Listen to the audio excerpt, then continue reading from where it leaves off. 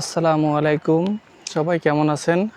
তো আজকে আমি চলে আসলাম হচ্ছে বাংলাদেশের ইতিহাস ও ঐতিহ্যের এক অনন্য নিদর্শন হলো সোনারগাঁওয়ের এই জাদুঘর। এটি মাত্র ঢাকা থেকে 30 কিলোমিটার দূরে অবস্থিত। এটি বাংলাদেশের প্রাচীন রাজধানী সুবর্ণগ্রাম বা সোনারগাঁওয়ে গৌরবময় ইতিহাস বহন করে। তো এই জাদুঘরটিতে কিভাবে আসতে হয় এবং কি কি দেখবেন সম্পূর্ণ থাকবে এই ভিডিওতে।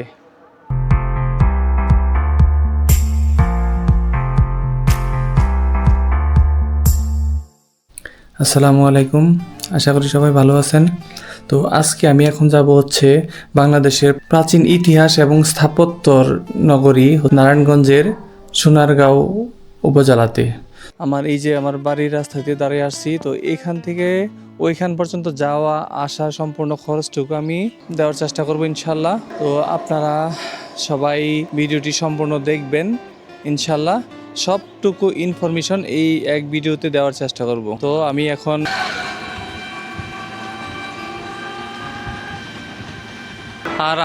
এখন এই মুহূর্তে আছি নরসিংদীর বেলাব থানার বারিচা বাস স্ট্যান্ড। এখান থেকে আমি যাব হচ্ছে সরাসরি কাশপুর। এইমাত্র বাসে উঠলাম আর শুরু হয়ে গেল আমাদের আজকের যাত্রা। আমাদের গন্তব্য ঐতিহাসিক সেই সোনারগাঁও। এই পথ শুধু এক জায়গা থেকে আরেক জায়গায় যাওয়া না, এই পথ নিয়ে যায় আমাদের সময়ের অনেক পেছনে, ইতিহাস আর ঐতিহ্যের মাঝে। বাসের জানলার পাশে বসে মনে হচ্ছে প্রতিটা মোড়ে লুকিয়ে আছে নতুন কোন গল্প। আজ দেখব সোনারগাঁওয়ের প্রাচীন স্থাপনা, শুনবো হারিয়ে যাওয়া দিনের কথা, আর আমি ক্যামেরায় বন্দি করব কিছু সুন্দর মুহূর্তগুলো। তো দেখতে দেখতে আমরা চলে আসছি হচ্ছে কাশপুর বাস স্ট্যান্ডে। তো আমরা সকাল 9টা বেজে 30 মিনিটে রওনা দিয়েছিলাম। এখন হচ্ছে 11টা 40 মিনিট, 2 ঘন্টা 10 মিনিট আমাদের সময় লাগছে। আর আমি সবসময় তো বাইক দিয়ে চলাফেরা করি, তো আজকে হচ্ছে আমার বিকল্প একটা জার্নি। তো এখান থেকে আমরা যাব হচ্ছে Mograpara bus stand. Mograpara bus stand থেকে তারপর হচ্ছে একটা অটো বা সিএনজি নিয়ে তারপর চলে যাব সোনারগাঁও জাদুঘরে। তো আমরা এখন কাশপুর থেকে হচ্ছে মোগরাপাড়া বাস স্ট্যান্ডের জন্য রওনা দিলাম। হচ্ছে আমরা সিএনজি দিয়ে যাচ্ছি। তো সিএনজি দিয়ে হচ্ছে জনপ্রতি ভাড়া মাত্র 30 টাকা। ঢাকা চট্টগ্রামের ব্যস্ততম সুন্দর রাস্তাটুকু উপভোগ করতে করতে আমরা চলে আসছি হচ্ছে মোগরাপাড়া বাস স্ট্যান্ড। তো মোগরাপাড়া থেকে এখন আমরা যাব হচ্ছে সোনারগাঁও জাদুঘরের উদ্দেশ্যে। তো আমি এখন মোগরাপাড়া বাস স্ট্যান্ড থেকে অটো বা বিভাটেকে করে আপনারা যেতে পারবেন। আমি বিভাটেকে উঠলাম। তো দেখা যাক কতক্ষণ লাগে। আর এখানে জনপ্রতি ভাড়া হচ্ছে মাত্র 20 টাকা করে। তো আমরা চলে আসলাম হচ্ছে বাংলাদেশ লোক ও কারুশিল্প ফাউন্ডেশনে, ওই জাদুঘরের সামনে আছি। তো আমি এখন টিকিট কাউন্টার থেকে টিকিট সংগ্রহ করে ভেতরে প্রবেশ করব। একটা দেন তো।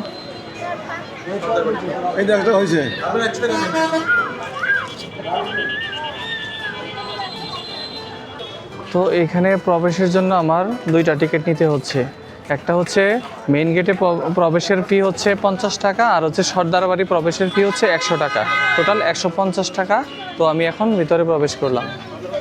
তো আমি ভিতরে প্রবেশ করলাম। তো এইখানে 2টা টিকিটের মধ্যে একটা হচ্ছে মেইন গেটে প্রবেশের যে টিকিট, এটা হচ্ছে গেটে রেখে দিছে। আর হচ্ছে যে সর্দার বাড়ি প্রবেশের যে টিকিটটা, এটা আমাকে দিয়ে দিছে। এটা সর্দার বাড়ির গেটে যখন আমি প্রবেশ করব তখন এটা আমি এখানে জমা দিতে হবে। গাড়ি পার্কিংয়ের ব্যবস্থা আছে এখানে। তো এখানকার সৌন্দর্যগুলো দেখাবো, দেখবো, সাথেই থাকবেন। তো আমি এখন প্রধান গেট দিয়ে প্রবেশ করে সরাসরি সামনে যাচ্ছি। সামনে দেখতে পাচ্ছি হচ্ছে একটা ভাস্কর্য। দেখি ওখানে যে এটা কার ভাস্কর্য।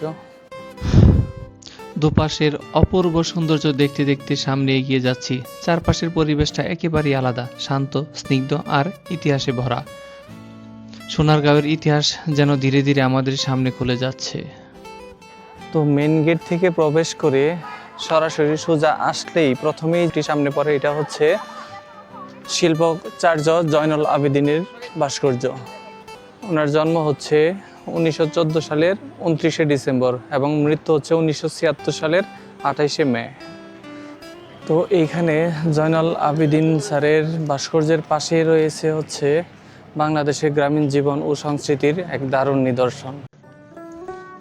এখানে দেখা যাচ্ছে আমাদের গ্রামীণ জীবনের পুরনো কৃষি যন্ত্রপাতি। একসময় এই যন্ত্রগুলো দিয়েই চাষ হতো মাঠের পর মাঠ, জমি। কাঠ আর লোহার তৈরি এসব যন্ত্রে লুকিয়ে আছে কৃষকের ঘাম, পরিশ্রম আর ইতিহাস। আধুনিক যন্ত্রের ভিড়ে আজ এগুলো হয়তো হারিয়ে গেছে। আসলে এখানে কেন আসবেন? এখানে আসলে আপনারা জানতে পারবেন ইতিহাস সম্পর্কে। পরিবার ও বন্ধুদের নিয়ে সুন্দর একটি সময় কাটাতে হলে এটাই হচ্ছে সবচেয়ে উত্তম একটি জায়গা।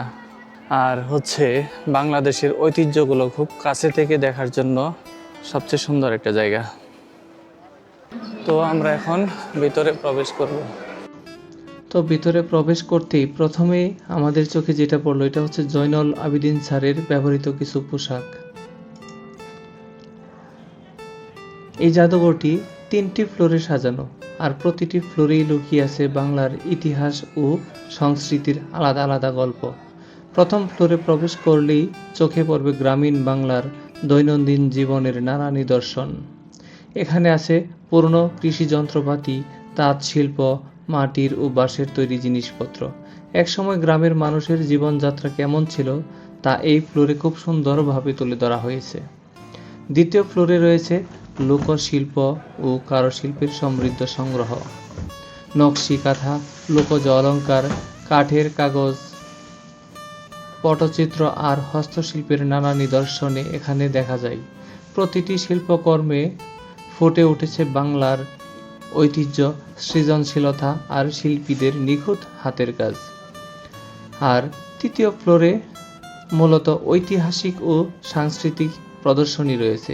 এখানে বাংলার লোকসংস্কৃতি, উৎসব, পোশাক ও জীবনধারার বিভিন্ন দিক তুলে ধরা হয়েছে ছবি ও প্রদর্শনীর মাধ্যমে।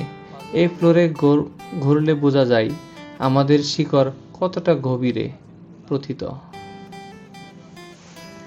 তো সব মিলিয়ে এই জাদুঘর শুধু দেখার জায়গা নয়, বরং বাংলার অতীতকে নতুন করে অনুভব করার একটি জীবন্ত ইতিহাস।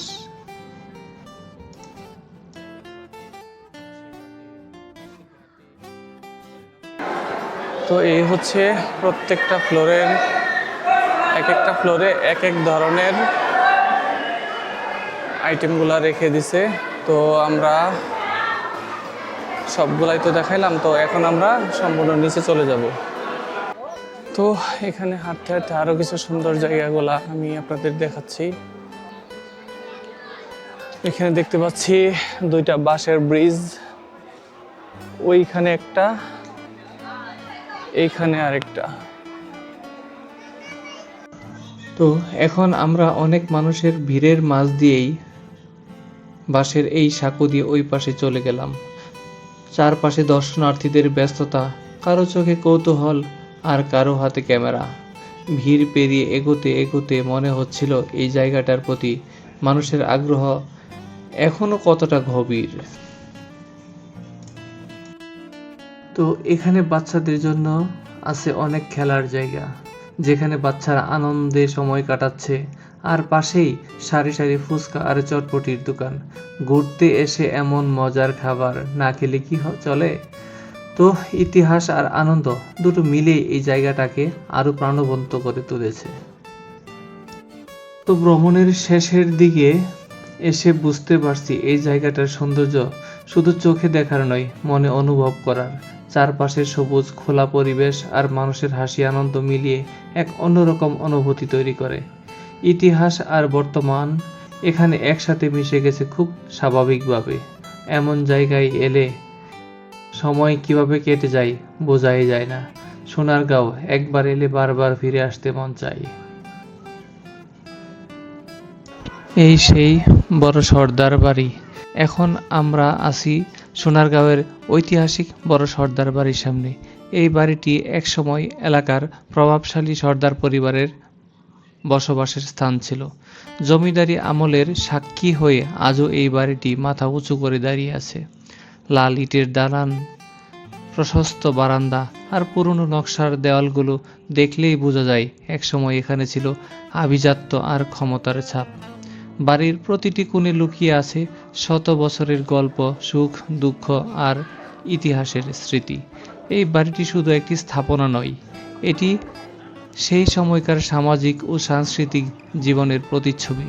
এখানেই বসে নেওয়া হতো গুরুত্বপূর্ণ সিদ্ধান্ত, আয়োজন করা হতো নানা সামাজিক অনুষ্ঠান। আজ সময়ের পরিবর্তনে বড় সর্দার বাড়ি আর আগের মতো ব্যবহৃত না হলেও ইতিহাস প্রেমীদের জন্য এটি এক অমূল্য নিদর্শন। এই বাড়ির ভেতরে হাঁটলে মনে হয় যেন আমরা হেঁটে চলছি অতীতের সেই পথে। বড় সর্দার বাড়ি আমাদের মনে করিয়ে দেয় সোনারগাঁও শুধু একটি জায়গা নয়, এটি ইতিহাসে ভরা এক জীবন্ত অধ্যায়। তো সোনারগাঁওয়ের জাদুঘরের সম্পূর্ণটুকু ঘোরা শেষ, সব কিছুই দেখা শেষ, আপনাদেরকেও দেখালাম। তো এখন আমরা যাব হচ্ছে পানামনগর। তো পানামনগর হচ্ছে এটা নীরব একটা প্রাচীন শহর। তো ওইখানে আবার যে দেখা হবে ইনশাল্লাহ, সাথেই থাকবেন। তো এখানে রয়েছে অনেক খেলনা দোকান, সবই হাতের তৈরি, কাঠের সৃজনশীলতার নিদর্শন। সাথে আছে ছোট ছোট দোকানগুলো যেখানে বাচ্চারা ও বড়রা ঘুরে দেখার আনন্দ পাবে।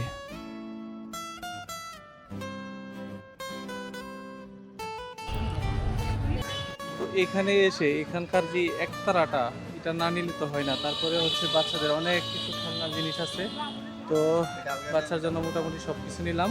তো এটা দেখেন, খুব সুন্দর একটা সাউন্ড আসে। তো আজকের ট্যুর আমার এখানেই সমাপ্তি, আমি চলে যাচ্ছি। তো আবারও হয়তো বা কোনো এক সময় দেখা হবে, আর আপনাদের সাথে হয়তো বা পরবর্তীতে অন্য কোনো নতুন ভিডিওতে দেখা হবে। তো সেই পর্যন্ত ভালো থাকবেন। আসসালামু আলাইকুম।